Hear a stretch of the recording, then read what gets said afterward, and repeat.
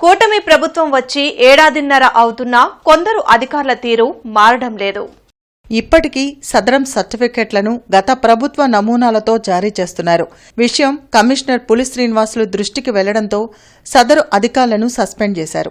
127 ward సచివాలయాల education మరియు data processing secretary, welfare సెక్రటరీలను బాధ్యులను చేస్తూ ఇరువురిని సస్పెండ్ చేశారు. విధుల్లో నిర్లక్ష్యంగా వ్యవహరించడంపై నోడల్ అధికారి, అడ్మిన్ కార్యదర్శులకు షోకాజ్ నోటీసులు జారీ చేశారు. ఘటనపై సెట్ కాన్ఫరెన్స్ ద్వారా కార్యదర్శులపై కమిషనర్ తీవ్ర ఆగ్రహం వ్యక్తం చేశారు. ఇప్పటికే వార్డు సచివాలయాల పాత సర్టిఫికెట్లను జీఎంసీకి సరెండర్ చేయాలని, నేమ్ బోర్డులను మార్చాలని స్పష్టమైన ఆదేశాలు జారీ చేశారు.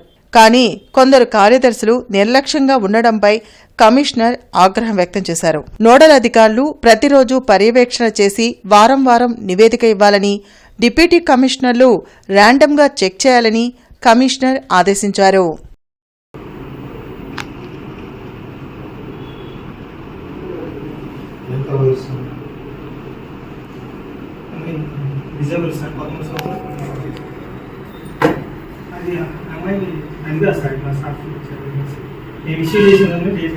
శనివారం ఇష్యూ చేసాను